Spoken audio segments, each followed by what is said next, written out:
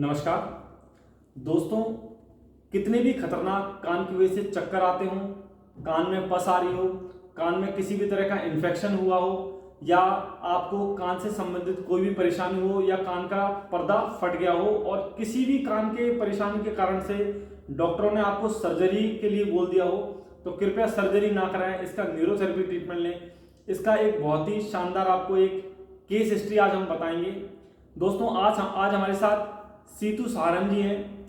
ये हमारी बिल्कुल बड़ी सिस्टर जैसी हैं और दोस्तों इनको बहुत ही कान का क्रोनिक लगभग 20-22 साल पुराना क्रोनिक इन्फेक्शन था, जिसके कारण से ये कान से लंबे समय से बहुत परेशान थी।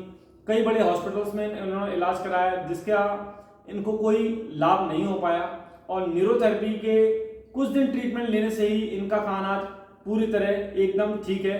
तो दोस्तों, हम जानते हैं कि दीदी को कितने टाइम से ये प्रॉब्लम थी, क्या क्या इन्होंने इलाज कराया और न्यूरोथेरेपी कितने दिन इन्होंने ली है, और इससे पहले इनको क्या क्या इस प्रॉब्लम के कारण से क्या क्या इन्हें तकलीफ हुई।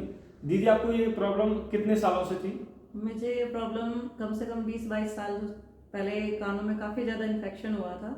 बहुत ज्यादा पस निकल रही थी और इतनी पस निकलती थी, मैं सोती भी थी तो कान का जब सुबह उठती थी तो पिल्लो पूरा गीला मिलता था मुझे जी। और 1-1.5 महीने ये प्रॉब्लम रही। उसके बाद एलोपैथी ट्रीटमेंट कराया, वो तब तो प्रॉब्लम सॉल्व हो गई, लेकिन 2012 से कंटिन्यूस मेरे कानों में इतनी ज्यादा मुझे प्रॉब्लम फील होने लगी कि ऐसा लगता था जैसे कान में कोई बहुत भारी मशीन चल रही है। मतलब जब उस समय आपको पस आता था तो सन 2000 के आसपास, आज से 22-23 साल पहले, तो मतलब उस समय आपने जो एंटीबायोटिक्स ली हुई तो पस आना बंद हो गया? हाँ, पस आना बंद हो गया था और कानों का जो दर्द प्रॉब्लम मतलब जो भी था वो उस टाइम ठीक हो गई थी। हाँ, लेकिन हाँ। 2012 में मेरे को कानों में इतनी ज्यादा प्रॉब्लम स्टार्ट हो गई थी कि ऐसा लगता था जैसे कानों में बहुत कोई भारी मशीन्स चल रही हैं, पूरी कान की नस, ब्रेन की नसें मेरी खिंचाव हो जाता था।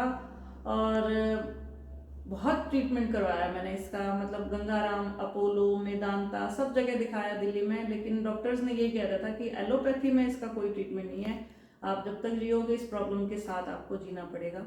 फिर मुझे न्यूरोथेरेपी के ट्रीटमेंट के बारे में पता चला, फिर मैं वरुण के पास आई, वरुण से मैंने ट्रीटमेंट कराया। अभी 6-7 दिन मैंने ट्रीटमेंट करवाया है और 4 से 5 बार डेली थेरेपी ली है।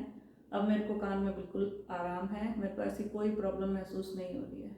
और यहाँ आपने कुछ और भी पेशेंट देखे हैं जिनके, जैसे एक सुबह दिन में एक आंटी जी आती हैं जिनके कान का पर्दा फट गया था, उनके भी कान में पस आ रहा है, तो जैसा कि आपको पता लगा कि उनके भी कान का पस दूसरे दिन से ही बंद हो गया। तो दोस्तों, कान की प्रॉब्लम या आपके शरीर में किसी भी तरह का इन्फेक्शन या किसी भी तरह की प्रॉब्लम या किसी भी तरह की डॉक्टर ने सर्जरी बोल दी है, ऐसी सर्जरी जो बिना सर्जरी करा ही ठीक हो सकती है, ऐसी प्रॉब्लम जो बिना सर्जरी के ठीक हो सकती है, तो दोस्तों ऐसी किसी भी तरह की प्रॉब्लम का आप सर्जरी का निर्णय ना लें, उसको बिना सर्जरी के ही ठीक करें। कोई अगर एक्सीडेंटल केस है, सर फट गया है, हाथ टूट गया है, तो वो चीज़ दोस्तों अलग तरह का केस हो जाता है, उसके लिए सर्जरी जरूरी पड़ती है। लेकिन कई तरह की ऐसी सर्जरी हैं जो डॉक्टर आपको सर्जरी प्रिस्क्राइब करते हैं, लेकिन वह बिना सर्जरी के, बिना ऑपरेशन के भी ईजीली ठीक हो सकता है।